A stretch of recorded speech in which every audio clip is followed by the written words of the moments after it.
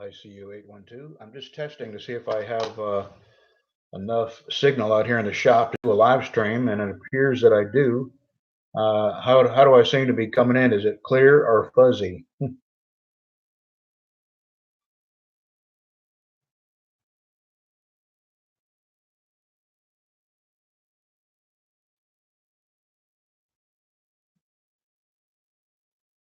Good, good.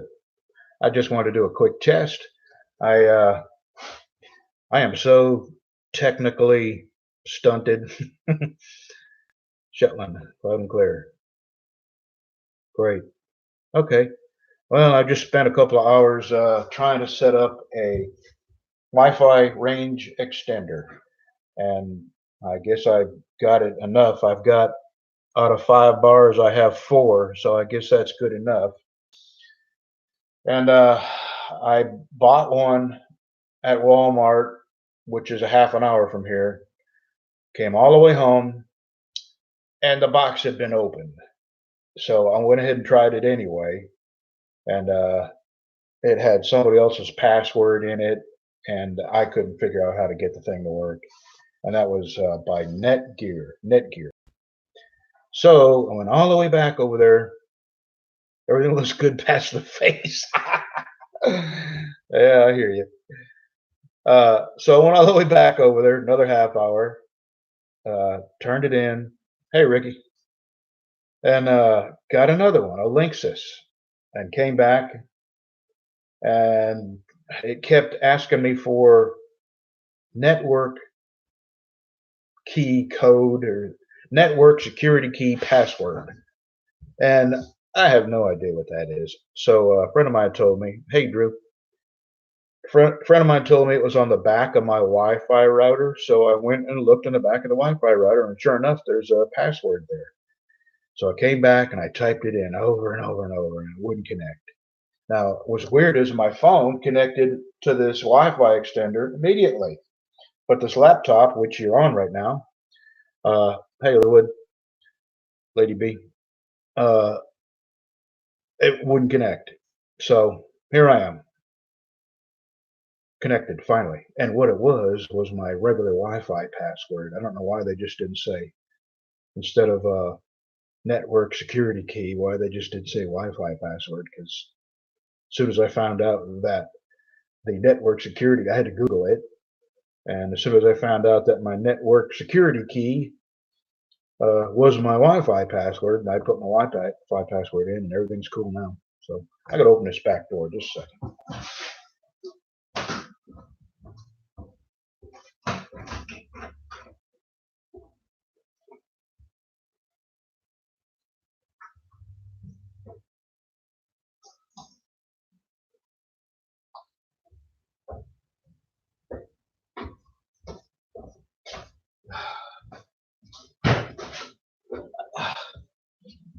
A little air blowing through here. It's really humid. It's not warm, but boy, is it humid. So, oh, let me show you a couple of knives. Now, these are not my design. Oh, the truck, it's going. I got a video coming out tomorrow. I think I mentioned the truck in there. 626 bucks. This is not my original design. This is called a Nesmuk, and I'm going to be making them. And this, Ricky has one, and everybody, and all knife makers eventually get around to this. This is a sharp finger, and I'm just going to call them Nesmuk and sharp finger because it's not my own design. Truck AC video? No, no, I didn't work on it. I brought it to the Ford dealer, and they didn't, hit me too bad. It was 626 bucks, but here's what happened, and it's all my fault, and I know better. When I bought the blower, I bought a cheap Chinese knockoff. I didn't buy a Ford OEM part, and it lasted about a week. And the damage that thing caused cost me more than a brand new blower would have cost me if I just bought a Ford blower. Lesson learned.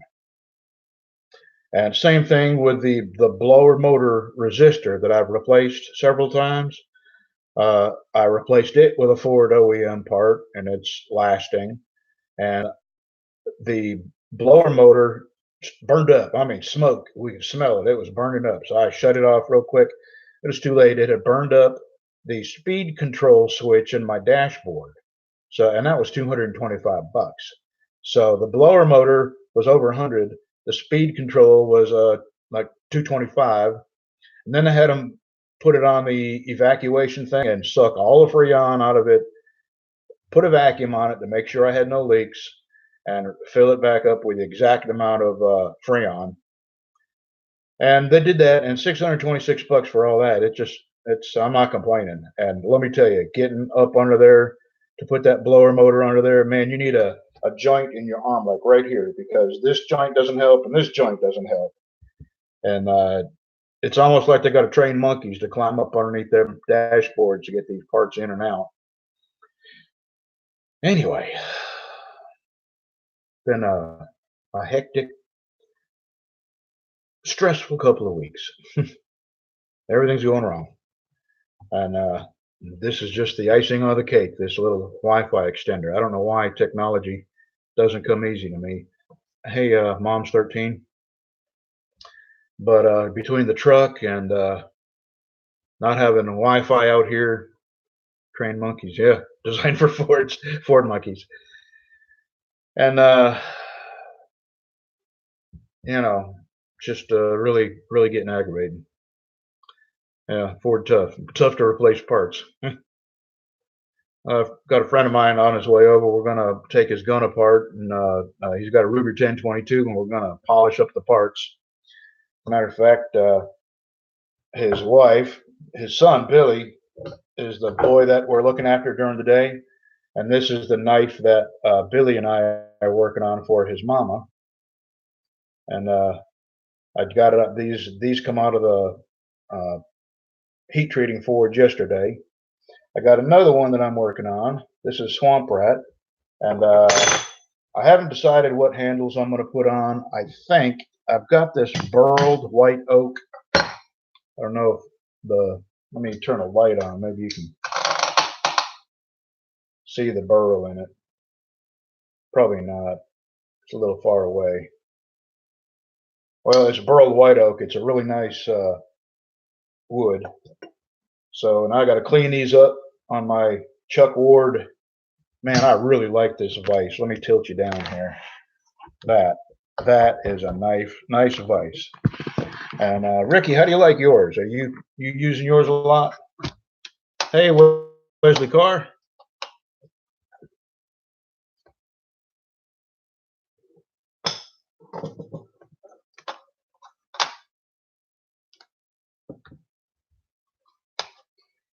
Well, anyway, oh yeah, this wood is called Padak, and that's going on the neck knife. Am I still live?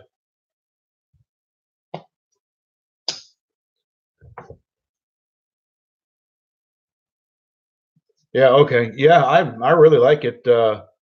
It beats the heck out of the old drill press vise I had. I still have it, but this thing, if I need another one, I'm going to get another one. This because where I think I'm going to sand on my knives is over behind me on that bench where my sandpaper is. I think I'll probably put the vise on this end. But anyway, blade blank. I don't sell blade blanks. Oh, you mean how much does the steel cost me? I buy the steel in bars. I'll show you. Just one second.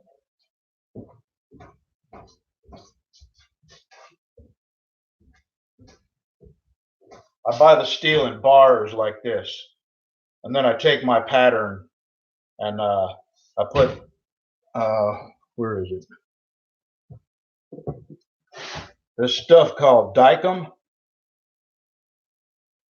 I brush the Dicom on here, and when it dries, I lay my knife pattern on here, and then I take the scribe and I trace around my knife pattern, and then I take this over to my bandsaw and cut out my knife pattern, And that's the beginning of it. Let me put this back.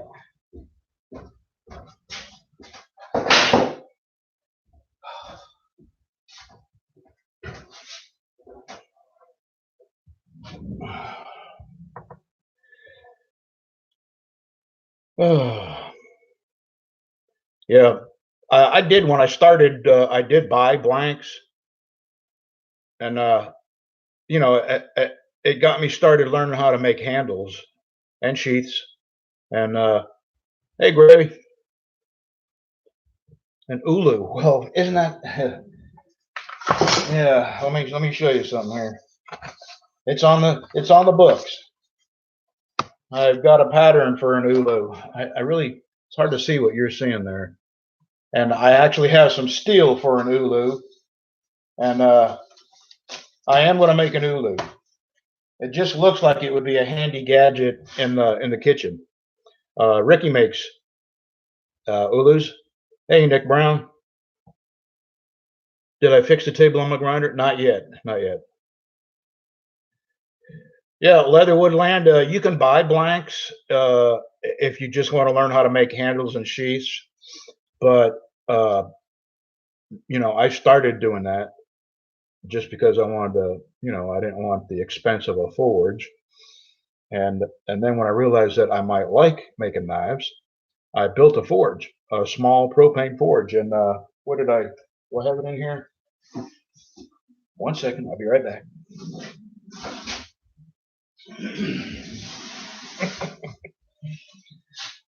This is what I used, 2 of these, one on each side.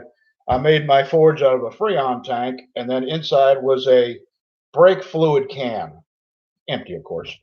And I put the brake fluid can down inside the Freon can, and I filled it up with cement and sand. No, plaster of Paris and sand. I still have it. It's in my garage. Hey, Chris. So, you know, it cost me all of, you know, probably $20 to make it. And then these are $60 a piece. You know, these here.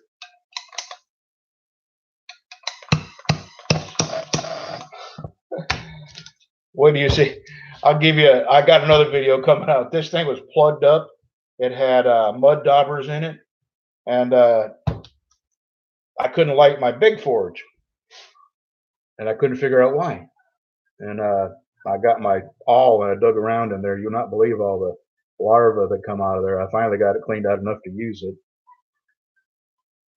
But I hear dogs. Hey, Chris. Well, Nick, I don't know if I showed you a knife that I'm already. This is a knife that Billy and I are working on for his mama, and this is one swamp rat that I've had made for a while. I got the bevels ground on it. I got it heat treated. Now I got to clean them up, put the handles on. A cleaver. I thought about making a cleaver. To begin with, I got to make the first, you know, dozen or so knives. I have to make knives that I think will sell because I got to pay for steel and stuff like that. Yeah, it is a neck knife, Nick. It's going to be have a Kydex sheath on it. Hey, Sandman. Hey there, 1954 E. John. That's got to be a John Deere tractor. Oh yeah, I saw your video about your Damascus. Come on in. Well, I got a friend coming over here. We're going to work on his gun. I just wanted to give this a test to see if I could do live streams from my shop. Come on in. I'm live on YouTube. Okay. Come on, you come in.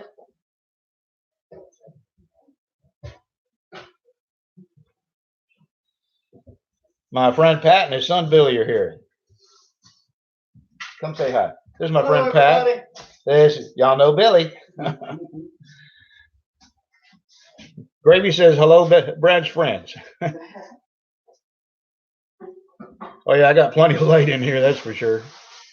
Well, y'all, I'm gonna go. He's got a Ruger 1022. We're gonna take the trigger out and polish the sear engagement surfaces.